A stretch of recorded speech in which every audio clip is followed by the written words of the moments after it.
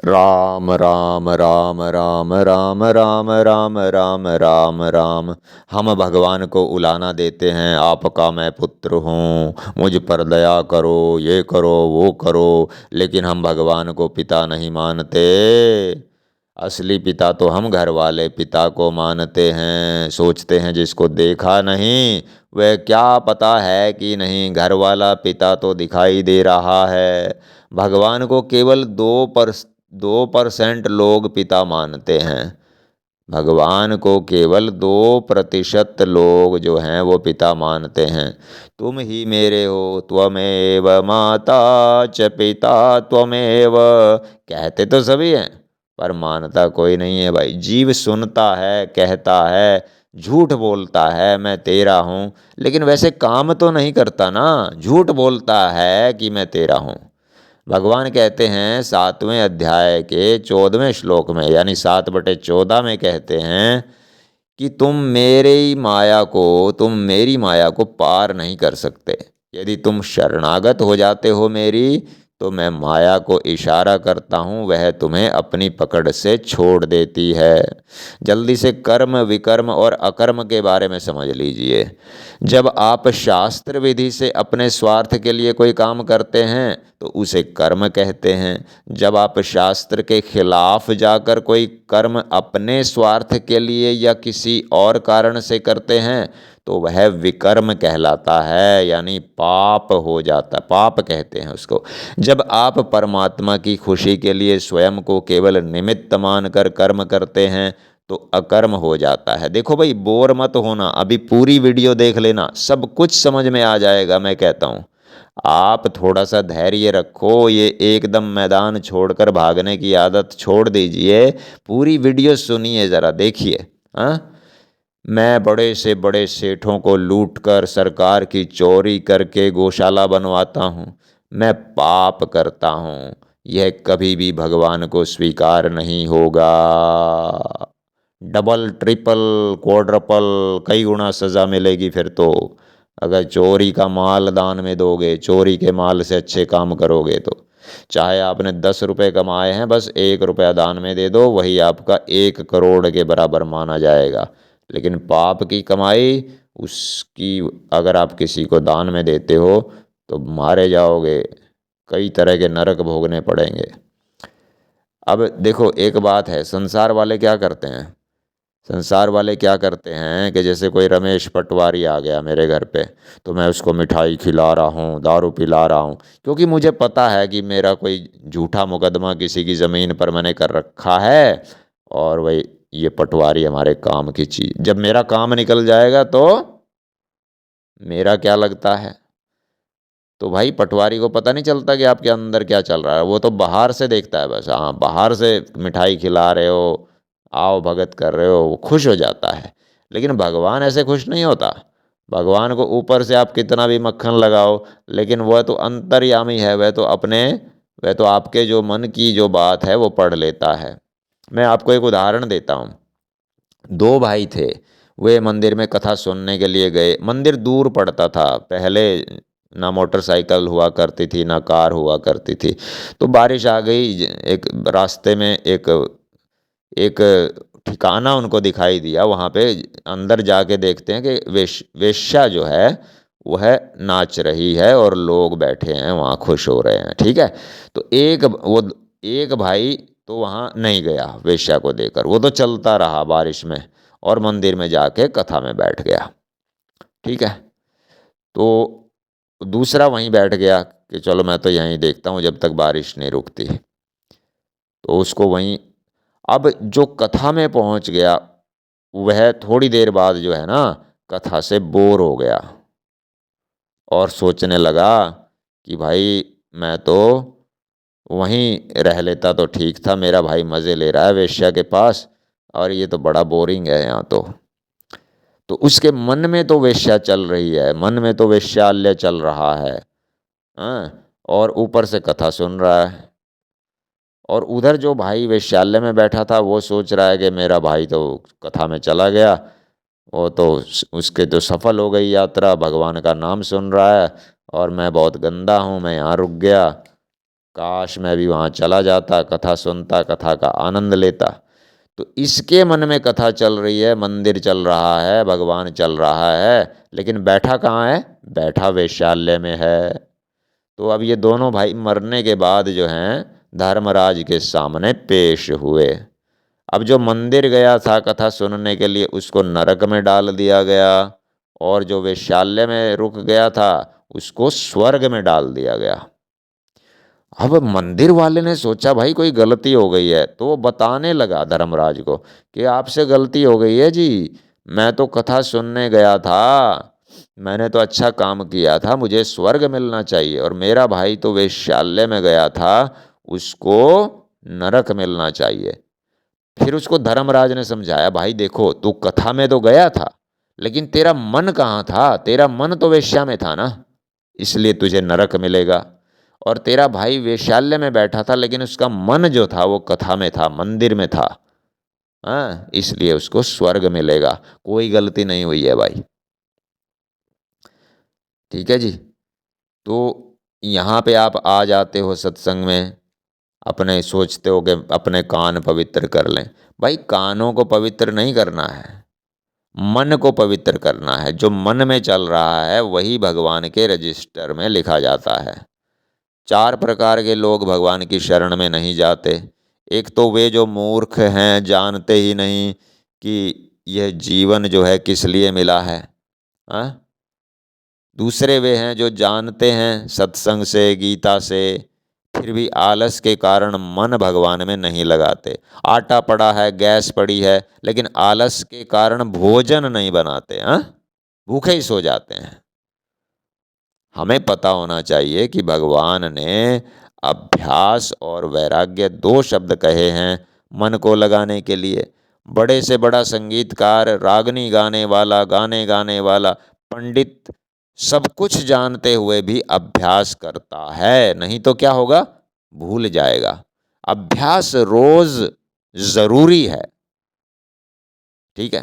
अब जो दुख का कारण है उसे दूर कर लो, गौतम बुद्ध ने कहा है। मेरा एक फ़ोन जो है मुझे बहुत दुखी करता था, उंगली मारो किसी काम के लिए और वहाँ वो कहीं से कहीं पहुँच जाता था। तो मैंने उसको ईंट पे रख के ऊपर से ईंट मारी, टुकड़े किए, तालाब में फेंक दिया, शांति मिल गई। जो कारण दुख का था वो दूर हो गया। और अगर मैं उसको रोज दुखी होता रहता तो मैं पागल। आपने परिश्रम किया, यहाँ सत्संग में आ गए, रोज मेहनत करते हो तो सत्संग में जाने का अभ्यास करते हो, मनन करते हो, सोचते हो, चोट लगती है, बुराइयों का पता चलता है, धीरे धीरे बात समझ में आ जाएगी। कुछ कुछ एक झटके में समझ लेते हैं, कुछ कम बुद्धि वाले होते हैं तो वे हजार बार, लाख बार सुनना चाहते हैं, तब सोचते हैं कि चलो यार अब तो ये बुराई छोड़ ही देनी चाहिए, अब तो भगवान में मन लगा ही लेना चाहिए। ठीक है ना। तो गौतम बुद्ध जैसे थे, गौतम बुद्ध की तेज बुद्धि थी। एक बूढ़े को देखा, समझ में आ गया जीवन। एक मरे हुए को देखा, समझ में आ गया जीवन। एक बीमार को देखा, समझ में आ गया जीवन। तीसरे प्रकार का जो मनुष्य होता है वो कैसा होता है? भगवान की बातें सुनता है, लोगों को पढ़ाता है, भाषण देता है, बस मनोरंजन करता है, खेलता है, अमल नहीं करता। वो बस दिखाने के लिए, मनोरंजन के लिए आता है सत्संग में, डफली बजाकर, चाय पीकर, हुक्का बीड़ी, उसका तो बस 1-2 घंटा निकल जाता है। सत्संग में क्या कहा उससे उसको कोई मतलब नहीं है। बस उसका 1-2 घंटा मज़े में निकल गया, ताली बजा ली, लोगों को देख लिया, हाँ, कौन फलानी महिला आई है, फलाना आदमी आया है, कौन नहीं आया, हैं, कौन सी महिला बढ़िया नाचती है, हाँ, इन चीज़ों पे गांव में तो खासकर बहुत ध्यान रहता है। वो ऐसी ऐसी चीज़ें नोट करने के लिए सत्संग में आता है या आती है। और कुछ राक्षस ऐसे होते हैं चौथे प्रकार के कि वे तो सत्संग को पसंद ही नहीं करते, पुलिस को बुला लेते हैं वे तो। ठीक है ना। अभी पीछे मैंने अभ्यास की बात की थी ना। स्वामी राजपाल अगर अभ्यास नहीं करेगा तो सत्संग नहीं कर पाएगा, मज़ा नहीं आएगा आपको। गाने वाला रोज़ अभ्यास नहीं करेगा तो रागनी नहीं गा पाएगा, गाना नहीं गा पाएगा, लोगों को मज़ा नहीं आएगा बिल्कुल भी। डॉक्टर दवाइयाँ दवाइयों के नाम भूल जाएगा अगर वो अभ्यास नहीं करेगा तो अभ्यास अगर छूट गया तो पतन हो गया, नष्ट हो गया आदमी, समझ लो खत्म हो गया। लापरवाही को कृष्ण भगवान ने राक्षसी स्वभाव कहा है। लापरवाही नहीं करनी है हमें बिल्कुल भी। हम मुंह से बोल देते हैं भगवान मैं तेरा हूं, पर अंदर से झूठ बोलते हैं। मैंने पूछा एक आदमी से कि भाई तू नंबर वन भगवान को मानता है या अपनी दुकान को, व्यापार को? बोला मैं तो जी पहले भगवान का नाम लेता हूँ फिर मेरे लिए दुकान है। मैंने कहा भाई अगर तेरे सामने सत्संग हो रहा हो तो क्या तू दुकान बंद करके 1 घंटे के लिए सत्संग में चला जाएगा? बोला नहीं, दुकान ज़रूरी है जी। मैंने कहा यदि अब अब वो उसकी लिस्ट में 50वें 100वें नंबर पर भगवान है, बच्चे हैं, दुकान है, दुनिया भर की बातें हैं, हाँ, कर्जा किससे लेना है, किसके यहाँ से क्या सामान उठाना है, तब कहीं 100वें नंबर पर जाकर भगवान आता है। यदि पहले नंबर पर भगवान होता तो दुकान बंद करते करते, ताले लगाते लगाते, पता क्या सोचता वो, अरे यार ताला लगाने में भी समय लग रहा है, जल्दी से सत्संग में जाना है। इतनी जल्दी होती है उसे अपने प्रभु का गुणगान सुनने की। हाँ, उसके लिए नंबर वन पर है भगवान, कहने से थोड़े नंबर वन पर हो जाता है। एक भगत है, उसके गुरुजी आ गए उसके घर पे, बाबा जी। तो गुरुजी ने पूछा कि भाई ये घर किसका है? बोला जी आपका ही है। बोल देते हैं ना, ऐसे आदर देने के लिए बोल दिया करते हैं, गांव में तो खासकर बोली जाती है ये बात है। फिर अंदर गए, ये फ्रिज किसका? बोला जी फ्रिज भी आपका, आपका ही है जी ये तो, ठीक है। हाँ, फिर और भी सामान? बोला ये किसका सामान इतना, ये घर गाड़ी? बोला सब आपकी है गुरुजी, सब आपकी है। तो गुरुजी ने क्या किया, गुरुजी ने फ़ोन करके ट्रक मंगा लिया एक, और बोला भाई सारा सामान इस ट्रक में लाद दो, मुझे तो पता ही नहीं था कि मेरा इतना सामान यहाँ पर पड़ा है।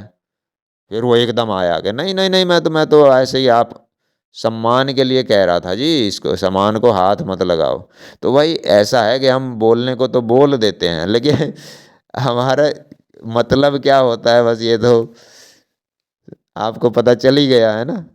बोलने के लिए बोल देते हैं बस। वाह वाह वाह वाह। और एक काम और, कि अच्छा काम जो है वो आज करो, और बुरा काम जो है वो 24 घंटे के लिए टाल दो। अच्छा काम आज कर लो, हाँ, काल करे सो आज कर, आज करे सो अब, पल में परलय होएगी, बहुरी करेगा कब। जो बुरा काम है उसको 24 घंटे के लिए टाल दो, 24 घंटे के लिए टाल दो। जो भी कोई बुरा विचार मन में आए, जैसे आत्महत्या का विचार आया, आज करे सो काल कर, काल करे सो परसों, इतना जल्दी क्यों करे, अभी तो पड़े हैं बरसों, अभी तो पड़े हैं बरसों। कर्तव्य करो, सफलता मिले या ना मिले ये नहीं सोचना, ठीक है जी। इसलिए नहीं कि सफल हो जाऊं, ऐसे इसलिए परिश्रम नहीं करना है, बल्कि इसलिए कि मैंने अपने प्रभु की खुशी के लिए काम कर दिया। संसार की सफलता या असफलता सफलता नहीं है।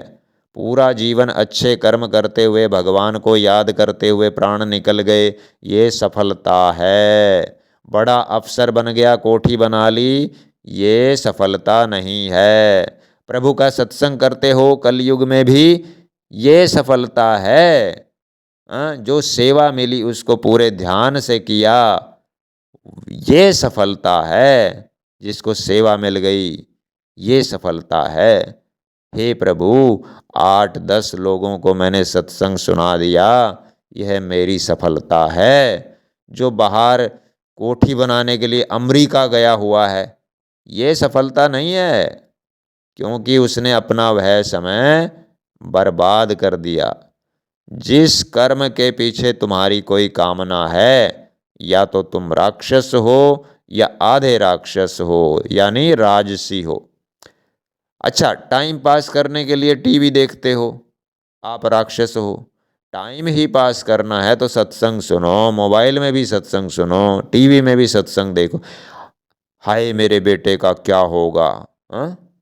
अगर ये हो गया तो क्या होगा, हाँ? ये क्या है?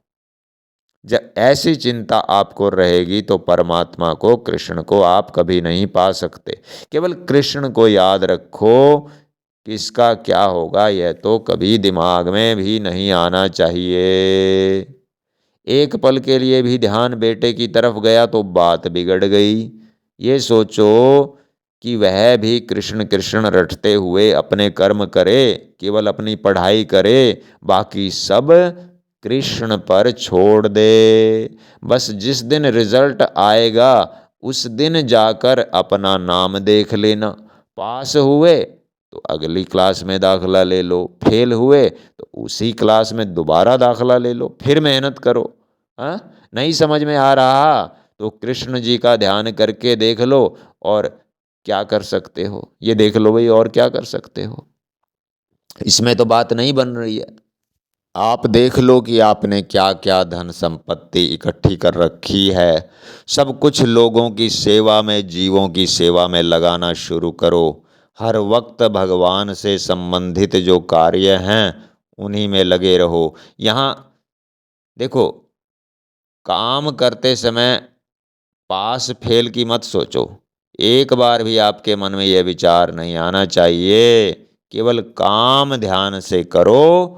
जब काम खत्म हो जाए कृष्ण का धन्यवाद करो, फिर अगला काम देखो। भगवान से केवल एक ही प्रार्थना करो। देखो भाई, इस वीडियो को अंत तक देखना, बोर मत हो जाना, सब कुछ समझ में आ जाएगा, मैं गारंटी देता हूँ। सुनते रहिए, देखते रहिए। धन्यवाद आपका बहुत बहुत। तो भगवान से केवल एक ही प्रार्थना करो, मैं तेरा हूँ, तू मेरा है, तूने मुझे अपना बना लिया, इसलिए भगवान आपका धन्यवाद धन्यवाद धन्यवाद। नियमित रूप से सत्संग करना, 15 मिनट ध्यान करना बैठकर, ये सब बहुत ज़रूरी है, जितना भी हो सके आपसे। हाँ, अपने घर में सत्संग करवाओ। सत्संग पर कोई पैसा खर्च ना करो, कोई प्रसाद नहीं, कुछ नहीं, बिल्कुल नहीं करना चाहिए कुछ भी। केवल वही भक्त हैं जो केवल प्रभु का आदेश, उन्होंने जो गीता में जो दिया है उसे सुनने के लिए आता है। प्रसाद खाने के लिए जो आते हैं वो भगत नहीं है भाई। गद्दों पर बैठने के लिए जो आते हैं वो भगत नहीं है। भगत तो वो है जो अपने भगवान का आदेश सुनने के लिए आता है और फिर उसे जीवन में तुरंत अपना लेता है, और चुपचाप बिना कोई संसारी बात किए घर से चला जाता है। फालतू की बातों में अपना और दूसरों का समय बर्बाद नहीं करना है। गंदी बातें, चुटकुले आदि गंदे चुटकुले, देखो, गंदे चुटकुले सुनाना बाइबल में भगवान ने मना किया है। सुख में नाचने का सवाल नहीं, दुख में रोने का कोई सवाल नहीं, क्योंकि संसार में जो सुख दुख आता है उसे तो बिल्कुल समान समझना है। पता भी नहीं चलता कि कब सुख आया कब दुख आया, यह भगत का लक्षण होता है। वह सुख दुख हार जीत के बारे में भूल कर भी नहीं सोचता। वह सुख दुख हार जीत के बारे में भूल कर भी नहीं सोचता, बस केवल कृष्ण का धन्यवाद ही करता रहता है।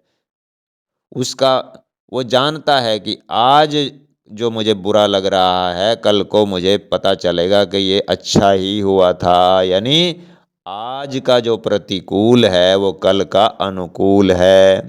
केवल प्रभु के भक्तों का संग करो। प्रभु के जो दुश्मन हैं, चाहे अपने परिवार के हैं या पड़ोस के हैं, उनको राम राम करके आगे बात नहीं करनी है, तभी मोह से दूर रह पाओगे। जब उन पर कृष्ण की कृपा होगी वे खुद ही आपसे मिलेंगे और आप उनको भी रास्ता बता देना गीता का, प्रभु का। बस फालतू आशीर्वाद नहीं देना, कोई चर्चा नहीं करनी। फालतू की बात पूरे दिन में होनी ही नहीं चाहिए। जिसके पास फालतू समय है, जिसका समय काटे नहीं कटता, वह मुझको फ़ोन कर ले। इस वीडियो के अंत में मैं अपना फ़ोन नंबर, हर एक जो मेरी वीडियो है ना उसके अंत में मैं राजपाल स्वामी अपना फ़ोन नंबर लिख देता हूँ जी, ठीक है। मैं भारत का रहने वाला हूँ। अंत तक सुनना ये वीडियो, सब कुछ समझ में आ जाएगा। एक बार आप अंत तक सुन तो लो, देख तो लो। अरे इतनी भी जल्दी क्या है भागने की। तो देखो, मैं उसको बता दूंगा कि भाई क्या करना है फालतू के टाइम में, ठीक है। सबसे बढ़िया आश्रय है भगवान का। जो भी कार्य करते हैं केवल भगवान को खुश करने के लिए। भगवान राधा कृष्ण ऊपर बैठकर ताली बजाएं, बहुत बढ़िया नाटक किया भाई। कोई स्वार्थ नहीं, मेहनत खूब करी, खुशी खुशी, किसी का कोई मतलब नहीं। भगवान कहते हैं कि तूने ये काम किया, कोई इच्छा नहीं तेरी, मुझे याद करते हुए मुझे खुश करने के लिए ये कर्म करते रहो। ये कर्म किया तुमने, वाह वाह वाह वाह वाह। ये है असली कर्म करने का तरीका। न किसी का बुरा चाहा, न किसी का भला, बस खुशी खुशी मुझको अर्पण करके एक बार तुमने अपनी बुद्धि से, विवेक से, जो मैंने तुमको दिया है, बुद्धि और विवेक कौन देता है? भगवान देता है। ये देख लिया कि यह कर्म करने लायक है, शास्त्र के हिसाब से है, गीता के हिसाब से है, फिर उसको तुरंत ही तत्परता से, यानी बिना देरी किए, खुशी खुशी मुझे याद करते करते कर दिया। कोई स्वार्थ नहीं, किसी फल की इच्छा नहीं, ना ये देखा मेरा है, ना ये देखा किसी और का है। हाँ, भगवान का काम है, खुशी खुशी बिना देरी के कर रहा हूँ, भगवान को खुश करने के लिए कर रहा हूँ। और शुभ काम है, न झूठ का सहारा, न कपट का सहारा, न धोखा, न धड़ी, शास्त्र विधि से, गीता में बताए विधि से कर रहा हूँ। बस भक्त केवल इसी तरीके से काम करता है। भक्त जो है ना तो सुख दुख की सोचता है, ना लाभ हानि की सोचता है, ना जीत हार की सोचता है।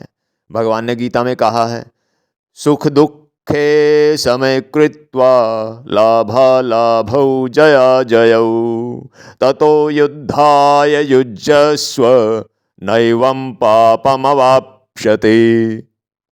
यानी फिर तुझे पाप नहीं लगेगा। सुख दुख की ना सोच, लाभ हानि की ना सोच, जीत हार की ना सोच, बस मुझ में मन लगा के अपना काम करता रहे बस, और सोच ही ना कुछ भी, जीत हार लाभ हानि कुछ भी मत सोच। केवल कृष्ण की खुशी के लिए जो काम सामने आया, अपने विवेक से परखा कि ये करने योग्य है या नहीं, और कर दिया। केवल सात्विक कर्म ही करना है। कोई मान लो 100 रुपये मांग रहा है, और आपको पता है कि ये दारू पीता है। दारू पीने वाला अपने बच्चों को झूठ मूठ मार देता है, कह देता कि मेरी पत्नी अस्पताल में पड़ी है, मुझे बुखार है, मेरे बेटे का एक्सीडेंट हो गया है। वो अपनी दारू के लिए, नशे के लिए किसी भी हद को पार कर सकता है। वह 10 रुपये छीनने के लिए भी जान ले सकता है किसी की। उसके लिए दारू व नशा ही कीमती है। दुनिया का कोई व्यक्ति, वस्तु उसे उस समय दिखाई नहीं देती जब नशे की आग लगती है। तो ऐसे व्यक्ति को आप 100 रुपये दे दोगे क्या?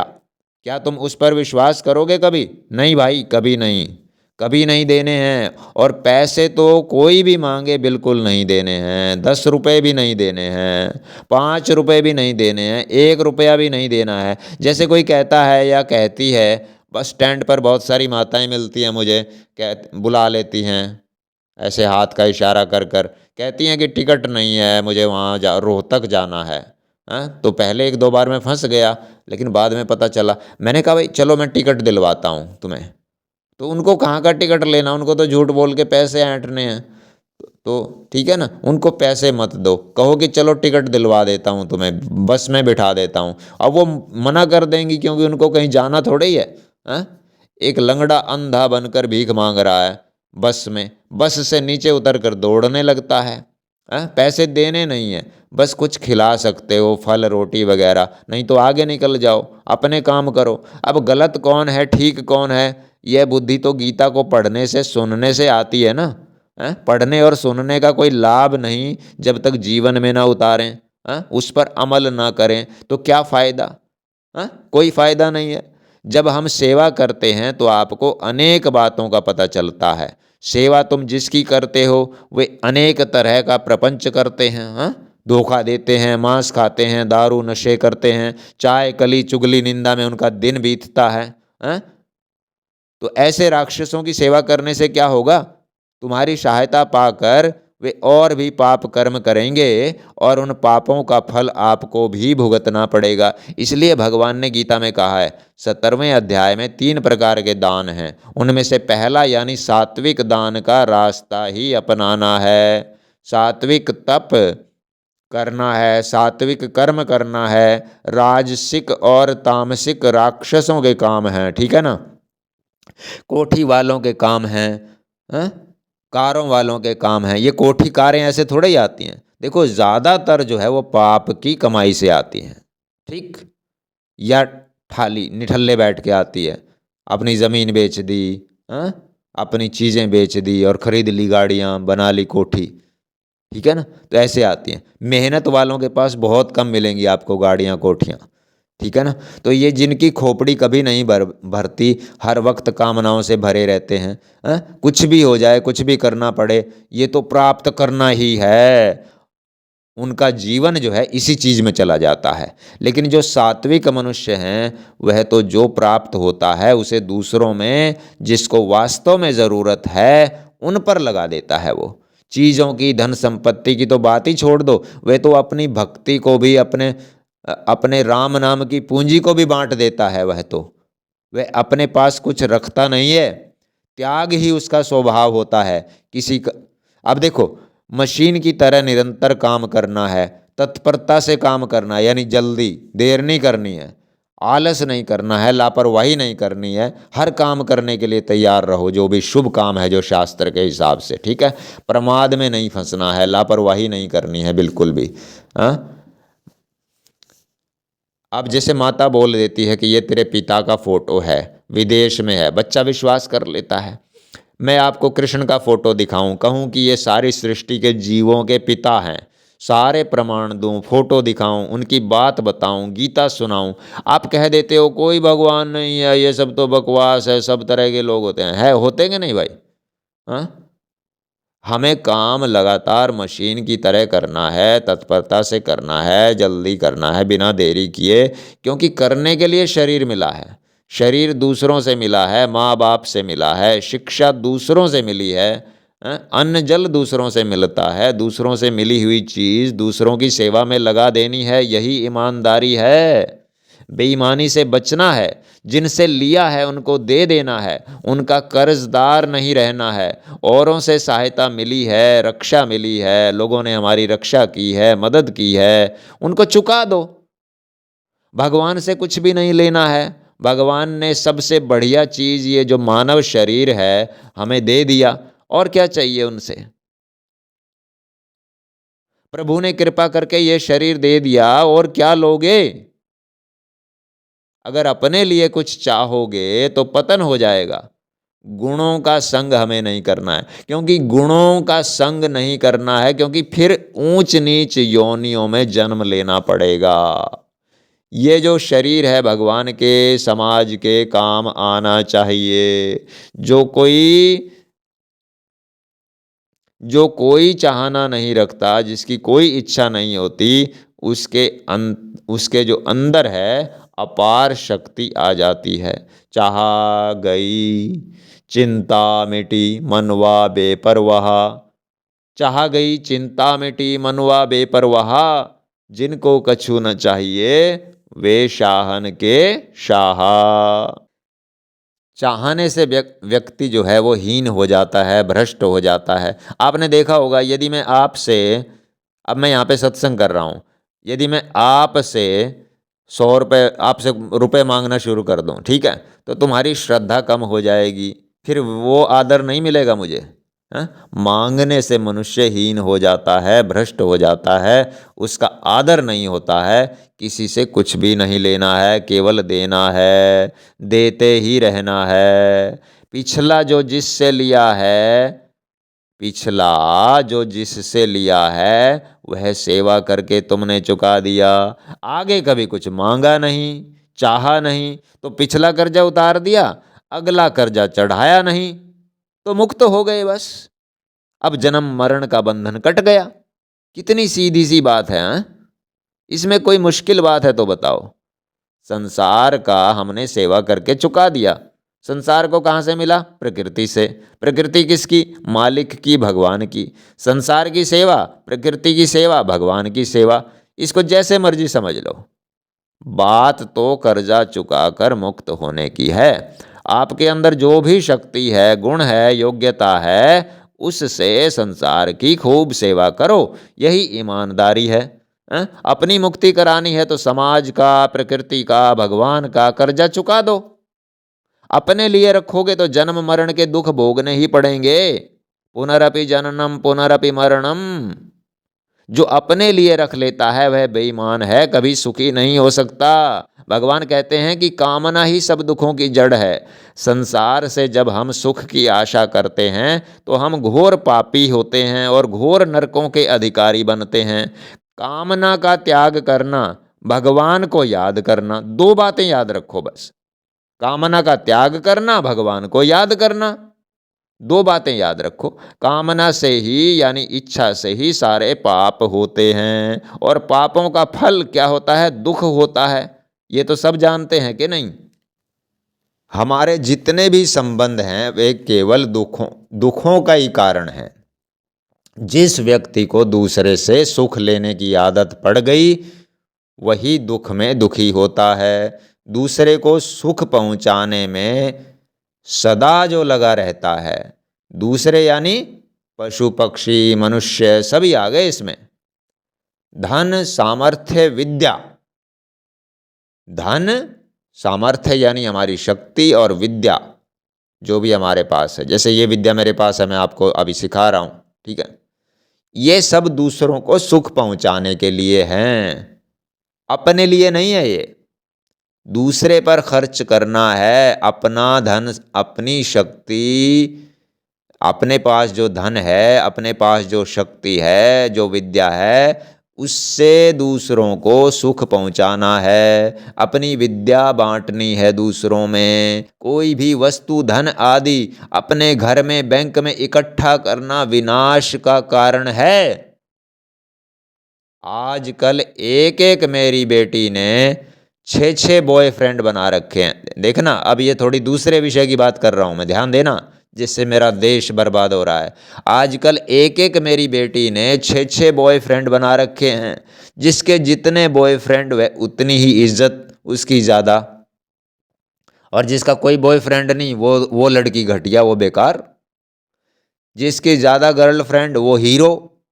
अब इस सत्संग को कुछ माता बहनें, अनपढ़ लोग भी सुन रहे हैं। उनको बॉयफ्रेंड और गर्लफ्रेंड का नहीं पता। सुन लो, बॉयफ्रेंड का मतलब ये होता है कि एक लड़की जो स्कूल में पढ़ती है, या फिर आगे भी जब स्कूल के बाद आगे चली जाती है कॉलेज में, तो वह लड़कों से दोस्ती करती है, हैं? जब एक लड़के से उसकी दोस्ती हो जाती है तो समझ लो उसका एक बॉयफ्रेंड बन गया। बॉयफ्रेंड, बॉयफ्रेंड यानी लड़का, दोस्त। बॉय को बोलते हैं लड़का और फ्रेंड का मतलब दोस्त। तो एक दोस्त बन गया, फिर वो लड़का औरों से दोस्ती करा देगा। यानी वो लड़की इतने लड़कों से दोस्ती कर लेती है, फिर उनसे गंदे मैसेज करती है, व्हाट्सएप पे बात करती है, घूमने जाते हैं, होटलों में कमरा बुक करवाते हैं। और आगे मुझे इस जबान से कहने की ज़रूरत नहीं है, आगे तो आपको पता ही है फिर वो क्या करती है उनके साथ। समझ गए? इसी तरह लड़की तो बॉयफ्रेंड बनाती है, लड़का बनाता है गर्लफ्रेंड। गर्ल का मतलब होता है लड़की, यानी लड़की से दोस्ती। गर्लफ्रेंड एक बनाई, वो लड़की फिर दूसरों से दोस्ती करवा देगी, क्योंकि रंडी के पास तो रंडी मिलेगा, रंडवे के पास रंडवा आएंगे, शराबी के पास शराबी आएंगे। तो अनेक तरह की लड़कियों से दोस्ती होती है। उनको क्या पता भारत की संस्कृति का, भारत की सभ्यता का, उनको क्या पता भारत को कहाँ ले जाना है। उनको तो अपने भोगों से मतलब है, उनको तो कीड़े की जिंदगी जीने से मतलब है। वे खूब सिगरेट पीती हैं, खूब दारू पीती हैं लड़कियां, मैंने देखी हैं। दारू सिगरेट तो उनका बिल्कुल ऐसे है कि लड़के भी नहीं पीते इतनी। तो वो फिर औरों से दोस्ती। इस प्रकार एक लड़के की बहुत सारी गर्लफ्रेंड हो जाती हैं। अब जिसकी बहुत सारी गर्लफ्रेंड हो गई, इसका मतलब वो लड़का हीरो बन गया। वाह, बहुत लड़की मरती हैं इसके ऊपर तो। असली हीरो और असली हीरोइन तो मुंबई में बैठी हैं, हॉलीवुड में बैठे हैं, लेकिन ये कौन सा हीरो है भाई? जो उनसे भी असली हीरो हैं वो देश की सीमा पर बैठे हैं, हमारे फौजी। लेकिन ये कौन सा हीरो है, ये कौन सी हीरोइन है जिन्होंने अपना पढ़ना लिखना छोड़ के ये काम शुरू कर दिया और अपने माँ बाप के पैसों पर, और घर से ना मिले तो घर से चोरी करके भागते हैं? ये कौन से हीरो हीरोइन है भाई, इनको तो देखो। लेकिन ये लड़का नहीं, ये रंडवा है, ये भांड है, ये नामर्द है। ये अपने देश को गड्ढे में ले जाएगा। ये अपने देश के लिए, अपने परिवार के लिए कुछ नहीं कर सकता, और अपनी पत्नी के लिए क्या करेगा ये मुझे कहने की जरूरत नहीं है, ये समझने की जरूरत है, समझ लो। तो ऐसे ऐसे लड़के लड़कियां पैदा हो रहे हैं स्कूलों में। पढ़ने वाला तो कोई एक आदमी है बस। वो एक आदमी बेचारा शर्म के मारे वो भी बना लेता है गर्लफ्रेंड, वो मारा जाता है, वो भी भटक जाता है, उसके भी माँ बापों का नाश हो जाता है बेचारों का। उसका पढ़ने को मन करता था, लेकिन ये देखा देखी उसने भी गर्लफ्रेंड बना लिया। एक लड़की है, उसको पढ़ने का मन करता था, उसने भी बॉयफ्रेंड बना लिया।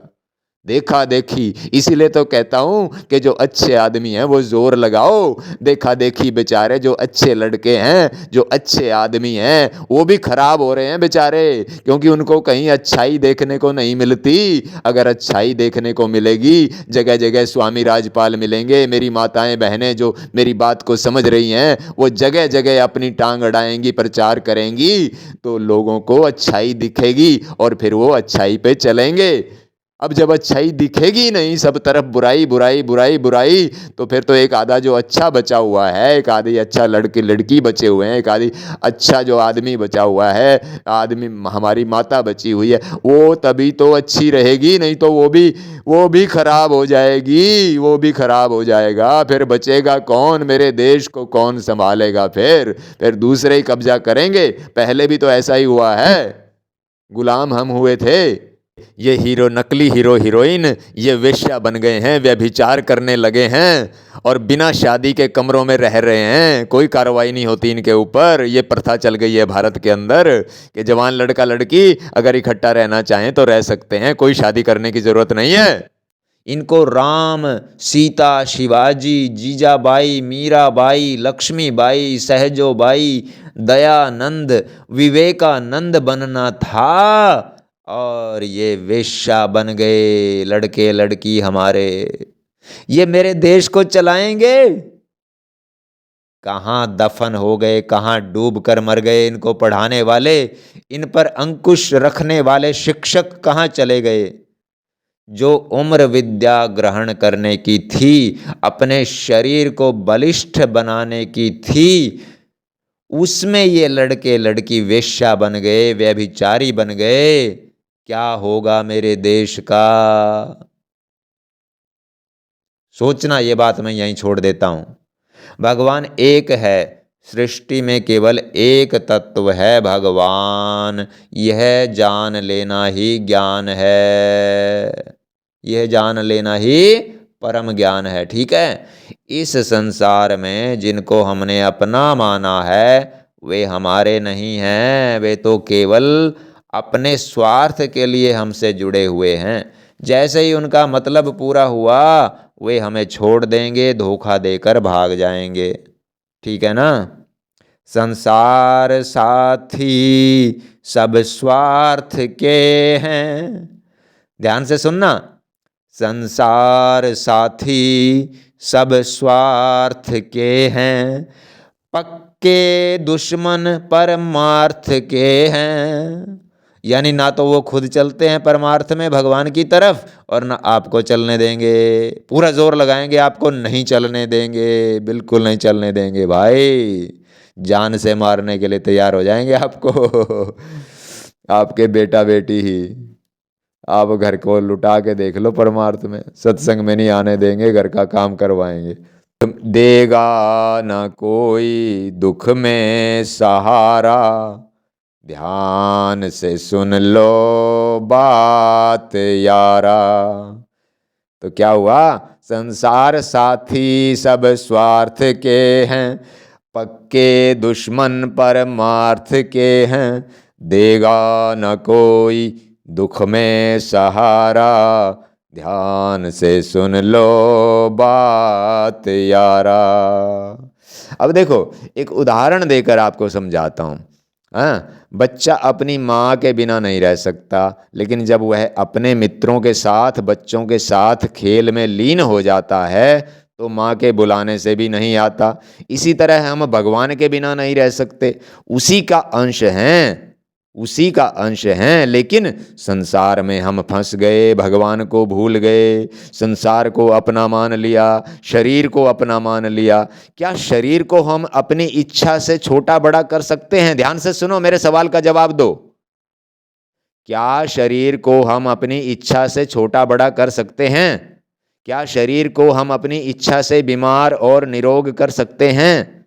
क्या शरीर को हम बूढ़ा या जवान अपनी मर्जी से कर सकते हैं? उत्तर मिलेगा, नहीं कर सकते। तो जब शरीर पर हमारा अधिकार नहीं चलता तो शरीर हमारा अपना कैसे हुआ, ये बताओ। हमने इन चारों को अपना मान लिया, धन को, पुत्र को, पत्नी को, यानी अपने कुटुंब को, घर को, रिश्तेदारों को। जिसको हमने अपना मान लिया, बस वहीं पर हम मोह पाश में बंध गए, यानी मोह के जाल में बंध गए। वहीं से चिंता शुरू हो गई। संसार में करोड़ों घर हैं, देखो संसार में कितने घर हैं? करोड़ों, अरबों। लेकिन हम एक घर को अपना मानते हैं, उसी की चिंता होती है। संसार में अरबों खरबों रुपए हैं, हमारे पास जो 1,00,000, 2,00,000, 50,00,000 रुपए हैं, बस हमें उन्हीं की चिंता होती है। संसार में कितने लोग हैं? 7 अरब लोग हैं। कितने? 7 अरब लोग। लेकिन हम 15-20 लोगों को अपना मानते हैं, इसलिए उन्हीं की चिंता होती है। तो जिससे भी नाता जोड़ेंगे वहीं बंध जाओगे। केवल भगवान से नाता जोड़ो, सेवा सबकी करो। समझ में आई बात? मेरे बेटे का क्या होगा, बेटी का क्या होगा, पत्नी का क्या होगा, ये नाशवान शरीर को अपना मान लिया। स्वार्थी रिश्तों को, धोखेबाजों को अपना मान लिया। जो वास्तव में अपना है भगवान, उसको तो भूल ही गए, या फिर अपनों की लिस्ट में उसे तो सबसे नीचे कर दिया। धीरे धीरे इस गलती को सुधारो। जो अपने नहीं हैं उनको अपना मानना छोड़ो। ये शरीर, ये संसार, रिश्तेदार, ये अपने नहीं हैं। पुत्र को आपने अपना मान लिया, लेकिन क्या वह आपकी सारी बात मानता है? जितनी बात वह आपकी मानता है उतना ही वह आपका है। जितनी वह आपकी बात नहीं मानता उतना वह आपका नहीं है। ठीक है? बेटी की आपको बहुत चिंता है, क्योंकि आप उसे अपना मानते हो। उसकी शादी अच्छे बड़े घर में हो गई, आपको यकीन हो गया कि मेरी बेटी को अगले घर में कोई कष्ट नहीं है, आपकी चिंता मिट गई। होता है ना ऐसा ही? जैसे ही आप किसी को अपना मानते हो, चिंता शुरू हो जाती है। मोह के जाल में तुम बंध जाते हो। संसार के लोग बार बार तुम्हें इस जाल में फंसाते हैं। किसी को अपना मत मानो, सबकी बात सुनो, सेवा करो, सबको अच्छी बातें सिखाओ, किसी को अपना मत मानो। सबको बताओ कि परमात्मा ही अपना है, हम उसी के अंश हैं। खुद भी राम राम राधा कृष्ण रटो और संसार के लोगों को, अपनों को, रिश्तेदारों को भी राम राम रटवाओ।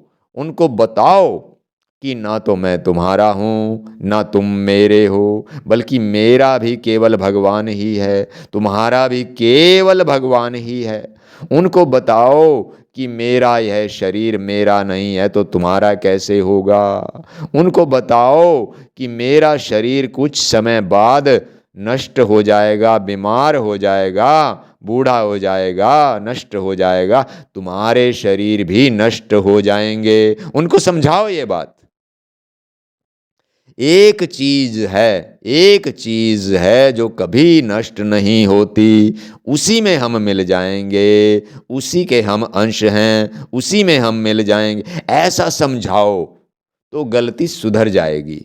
तुम संसार को, शरीर को, घर को, जमीन, पुत्र, परिवार को अपना मानकर गलती कर बैठे हो। जब भगवान की ही बात करोगे, सीखोगे, सिखाओगे तो यह गलती सुधर जाएगी, सबको समझ में आएगा, सबको समझ में आ जाएगा कि ये सब तो झूठे स्वार्थी रिश्ते हैं।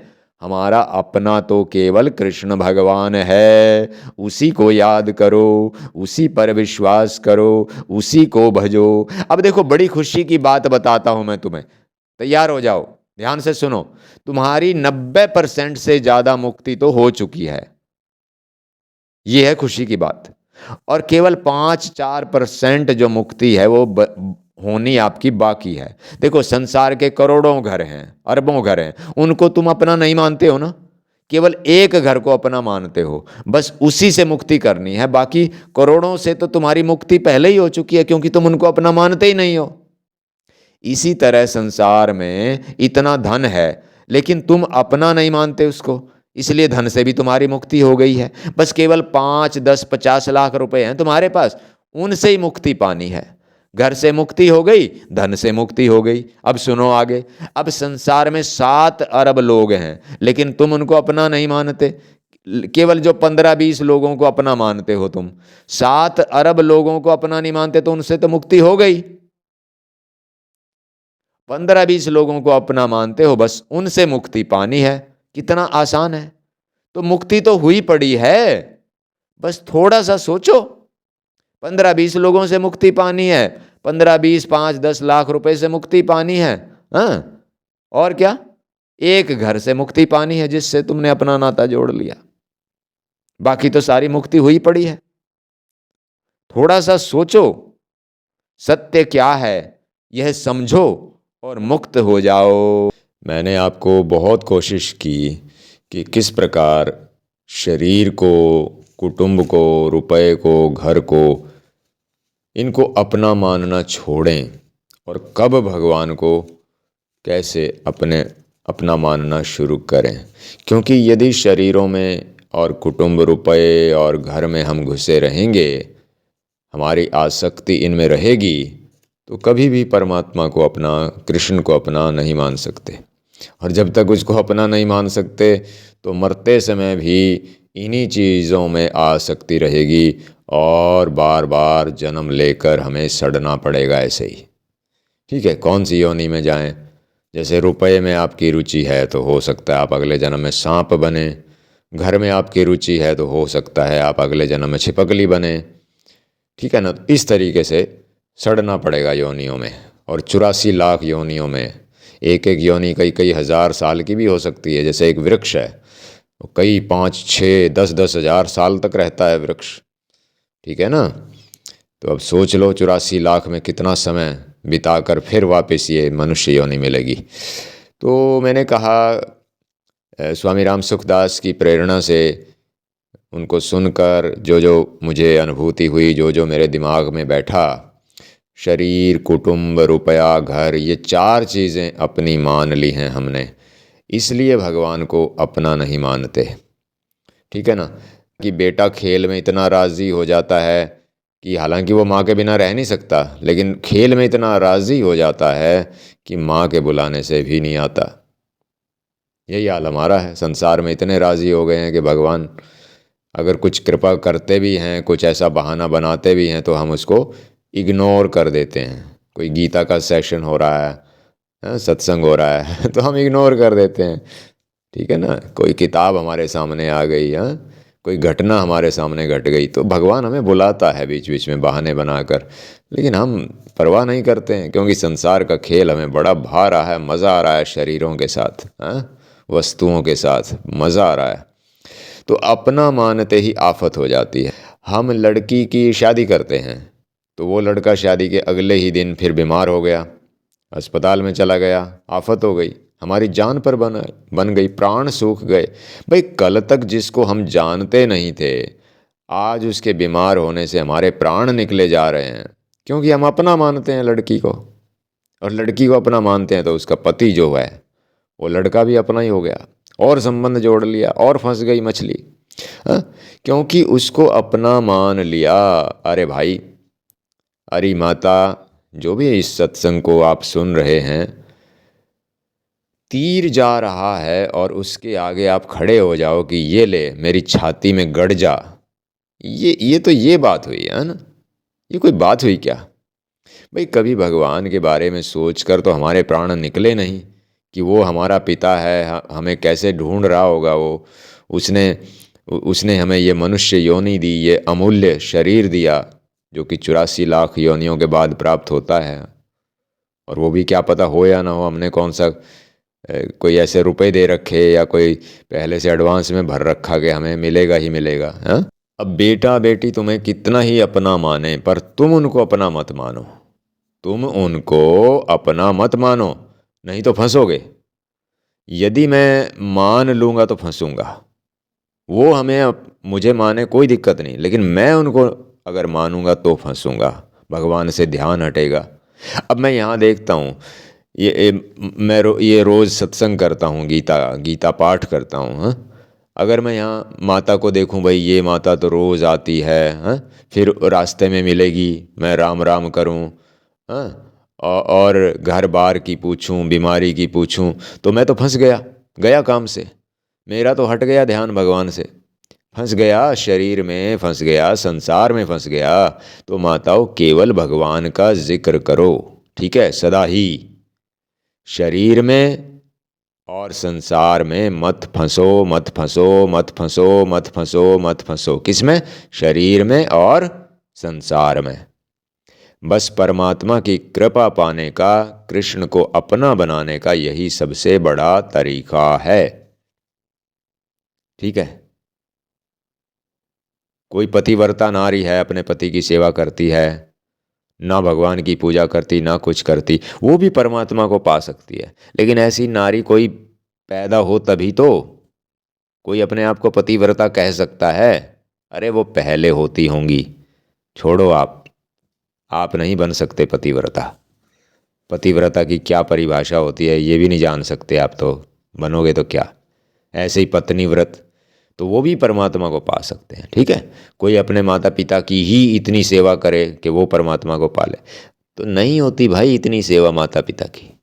जो पहले श्रवण कुमार जी थे उन्होंने की होगी, आप नहीं बन सकते श्रवण कुमार। छोड़ो इन बातों को। तो गीता में जैसे बताया गया है उनको देख लो आप।